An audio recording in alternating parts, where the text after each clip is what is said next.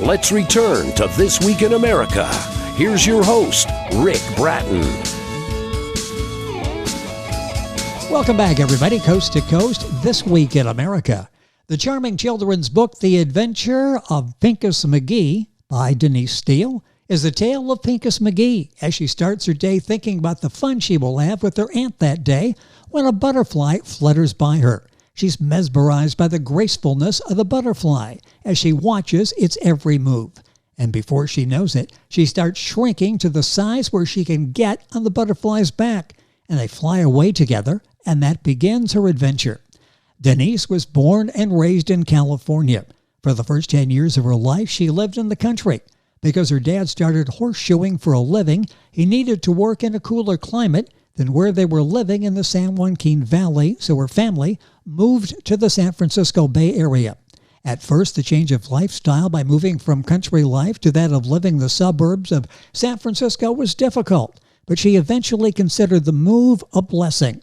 Her and her family loved exploring their new surroundings, especially the city of San Francisco. In 5th grade, she was given the assignment of writing and illustrating a story to be read to the kindergarten class. Many years later, that is what led to her interest in writing children's books. Prior to writing her first self-published book, she worked as an assistant to multiple loan officers. Though things started to take a turn in 2005, she started experiencing symptoms that led to her not being able to work as of 2008. During the interim, she was going from doctor to doctor to doctor, trying to find out what was going on with her health. It wasn't until 2017 that she finally received the diagnosis of having MS.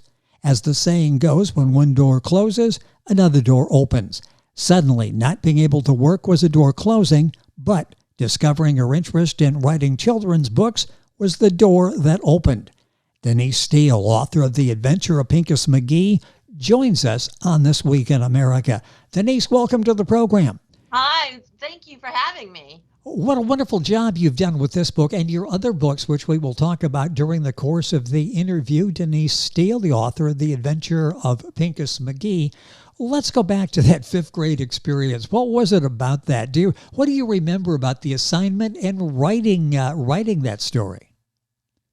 I remember the name of the story, Sophia the Sidewalk, and I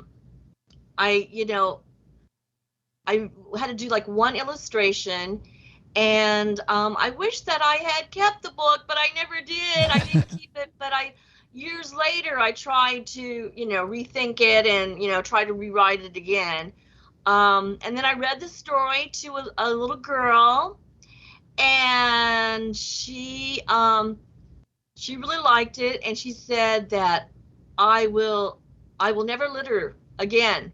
And I go, oh, well, that's a good lesson to learn. Yes. I'm so glad that a story that I wrote could have that effect, That's an amazing story, and it started at such a young age for you, and then you went back to that and started writing again. What was that like going back?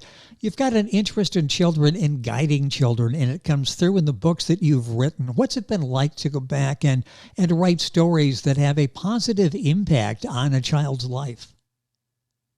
I hope it has a positive influence because, I really do love children, and I really want to see them make a good impact, in society and become good people, So if my books can do that, it also helps them to be well-rounded people. As like the one story with Pinkus MaGee teaches them about animals. Just help them to have a well-rounded outlook on different things in life. Yes. Our guest on the program is Denise Steele. That's Steele. If you're Googling, her book that we're talking about, and we'll mention the others here in a second, is The Adventure of Pinkus MaGee. That's Pinkus MaGee. Book available at all of the usual places, Amazon, Barnes & Noble, litprime.com, and Denise's website through THRU, childrenseyes.com.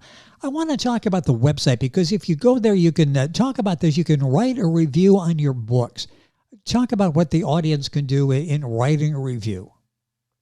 Well, first of all, I would really like to hear from people. It'd be so nice. I mean, because I go on there and I do look to see if anyone's wrote a review, and I just want to know what people are thinking, for maybe future books. And yeah, so um, I'm one thing I would like to mention is that if somebody wrote a review not that long ago, the system went down and they lost some of the reviews. So, they might want to check to see if the review, rewrite it or something. I don't know. Always dealing with computer issues. I know. So much technology that's to make our lives easier, and usually it works out that way, but occasionally it doesn't, yes, and you have to go back. So if you've written a review at Denise's site, go back and make sure it's still posted. If not, go ahead and repost. Denise Steele is our guest on the program. Her website, throughchildrenseyes.com. Through is THRU. You'll get information there on Denise's other books. Give us a little bit of background. Tell us the titles of the book and a little bit of background on each one. And by the way, the video version of our interview that's on YouTube, and if you just Google it, YouTube, if you go to our website, thisweekinamerica.us, and click on videos, you will see it there. We've got the book covers, but talk about the other books, because this is Pinkus MaGee is one in a series of books that you've written.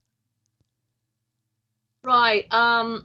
There's also Email Pals, New York City and San Francisco, and it's kind of basically a travel log for children that are going to these different, either they could be traveling to those cities, or just a mental traveler. They could be learning about these different cities, and I think it's good to learn about things like that. About your surroundings and things. And in fact, people that live in those cities might not even know that some of those, like in San Francisco, there's Angel Island. They might not know about Angel Island to go to, that you can go there and ride your bikes. I just, things like that. So then there's that I Will Take Care of You. That is for children. Just want children to know that I wish I could go to hospitals and read the books, but my health doesn't allow me to do that. But I really want children to know that they're not alone in their battle with their sicknesses, that they have their family, they have friends, to help them along. And so that book just kind of brings that out. And then there's let's see, what's the other one? Oh, Ego the Cat. Ego the Cat. Ego the Cat is just a silly book that I wrote. It is what it says. It says it's bedtime stories. It's a perfect bedtime story because it's very short. And then at the end, Ego yawns, which how yawns are contagious. And then he says, well, it's time for me to go to bed, and shouldn't you be doing the same thing? And so, it just kind of leads to naturally children going to bed. Oh, yes. I like that. I wish I would have had that as our kids were growing up. That would have come in very handy. Where was Denise when I really needed them? But be there for grandkids, so we can use it that way. Those are all the books. You have grandchildren? Yes, have a couple, but they're old enough now that I don't have to put them to sleep. So okay. So we'll do that for great-grandchildren, and no, I don't have any yet, but I could. So that's a topic for a different program. That would have been so nice to have those. Denise Steele, Steele, is our guest, talking about her newest book, The Adventure of Pinkus MaGee, book available at Amazon, Barnes & Noble, all of the usual places. I mentioned in the beginning the love for San Francisco. That's had a great impact on your life. What are some of the favorite memories you had of San Francisco, and why they're so important to you? Well, my dad loved to go on adventures or exploring. He'd always do these exploring. So we would constantly go into San Francisco and just explore around, find new spots. And what we would do a lot on Sundays, he would pack us up in the car, and because it was like 45 minutes away, San Francisco, from where we lived, and we'd get a bucket of Kentucky Fried Chicken, and we'd go to San Francisco, go Golden Gate Park, and eat our meal, and then we just explore. And let's see, the other thing that I remember a lot of, there was a place in San Francisco, there was a restaurant called the Hippo, and they had this dessert there that we would drive at night just to go to have a hippo kiss. It was a hippo called the Hippo Kiss. And so I'm wondering if any listeners out there know anything about this. And then then I will mention earlier about going to the Angel Island bicycle riding. I love doing that. That was so much fun. Because I like to ride, I love to bicycle, and it just you don't have to worry about traffic. You just go there, yes. and it's just, and there's nature and all that. It's just really nice. And then there are many beautiful beaches that I love going to. So those are my big memories of San Francisco. Sounds like a great place to grow up, and the impact it had on you we see in your writing. The latest is The Adventure of Pinkus MaGee. That's an unusual name. How did you come up with Pinkus MaGee? I have no idea. That name just came to me, and I have no idea where it came from. It just came to me, and I was like, who is Pinkus MaGee? Why is that name in my head? And I even Googled it, because I was like, who is that? Oh, yes. And nothing came up. And I'm like, that is so weird. I should write a story about that, because I like the name. So then the name then I took off from there. Well, I like the name as well, Pinkus MaGee. And talk about the adventure she goes on and where the idea for this adventure came from. How did this whole story, The Adventure of Pinkus MaGee, how did this whole story tape come together? I have no idea. I just know that one of the things about storytelling, it's your imagination. You just let your imagination go wild. And that's, what I did. I just okay, what is it, what am I going to do next? In fact, I think of this story, this story as being, and now a children's book, you don't usually think of them as being page turners, but I kind of think of this as a page turner, because it's just you never know what's coming up. It's like, what's going to happen next? What's going to happen next? So I like that about, even when I was writing the story, I was like, okay, now what's going to happen? What am I going to do? I just let my imagination just go wild, and that's what happened. Well, even at the end, and I don't want to give away too much here, but as a reader, you're like, okay, what just happened? There were several scenarios that could play out. Was that intentional on your part? You sort of leave it up to us, and we can sort of decide which way we want to go with how the ending came about. Yeah, I wasn't sure how to end it. I ended it different ways, and then at the end, I was like, let me just end it this way, where they're wondering, they're left wondering, okay, yes, what happened? Where, anyway, I don't want to give it away either, how it ends. Yeah, I don't want to say too much there, but the child will have fun, as you will, if you're reading with the child, to the child, sort of figuring out what happened at the end. It's great for discussion and for thinking as you're going through that process. And you mentioned before all the animals involved. They got the butterfly that I mentioned in the beginning, but there are a whole parade of animals that she comes in contact with, isn't there? Yeah. And a lot has to do with my experience with animals, like the giraffe. I remember going to this amusement park, and you could feed the giraffes, and I just was amused by the tongue. It was just, their tongues are just so awesome. Yes. They're have you seen them? Yes. They're long, and they're kind of purplish, and they just wrap around the leaf or whatever. It's just interesting. And then went whale watching one time. So that's what came up with that. And then I love otters. So I mentioned otters in the book. Just different just different thing. I love, the cat family. I love cats. Got 2 cats myself. You know, I just love animals, period. So, Well, and it's good you get the child exposed to that and different types that they may, giraffe and otter. These are things they may see, they may hear about, they may never see in their lives, and they come to life in Denise's book, which is available wherever books are sold. Of course, Amazon for one, her website, all of the information there and all of the books on sale through children'seyes.com, and through is THRU, through children'seyes.com. We have all this on our website, thisweekinamerica.us. How about the challenges of illustrating the book? Once you have this idea, it's no longer just in your mind or it's a story, it's a visual story. How did you go about finding an illustrator to do the books? well, it was through the first one, Email Pals, was my next door neighbor. She was an artist, and she encouraged me to have my book published, and she said, I'll illustrate it for you. She just was really good. I love her illustrations. Yes. And then the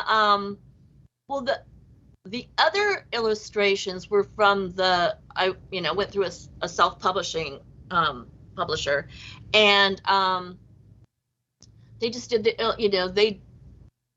they chose an illustrator and they did illustrations. Of course, I got to put my 2 cents in, but part of the fun of having the book published was seeing my book come to life, seeing how they pictured the characters. And so I like that whole process of the illustrations.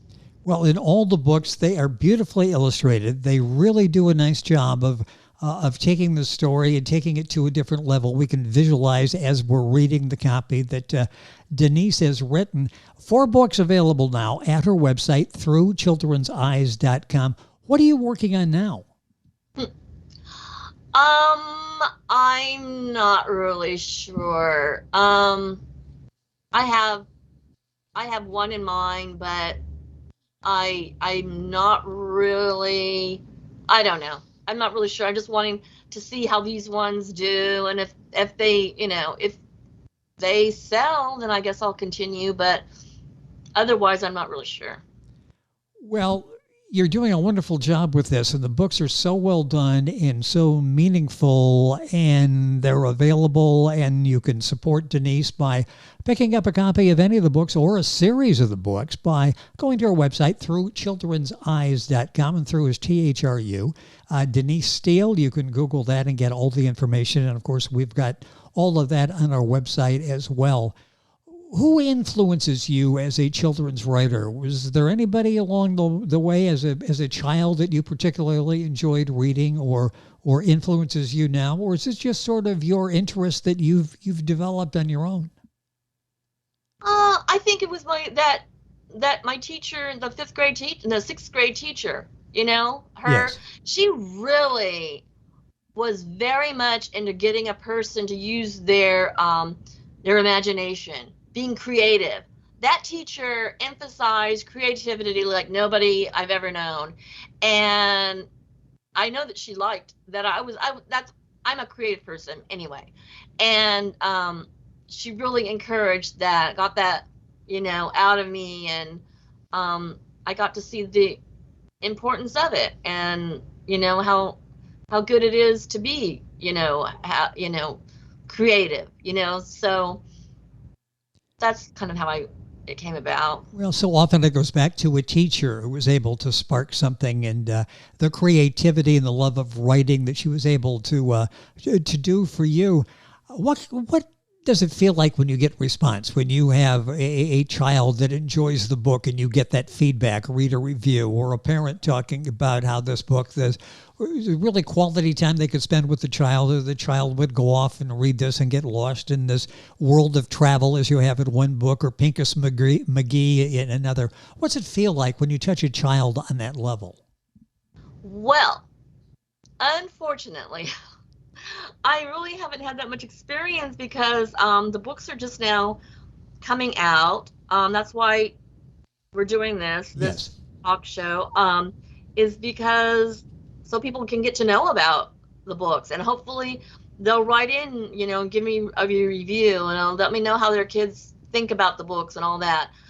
I look forward to that, but other than that, I just, have shown some friends and they like them, but, it's hard to be subjective when, with friends, Yes. you don't know whether they're just being nice to you or they really, really like the books, So, although one of my friends, he just loves the Pinkus MaGee book. He just loves it. So,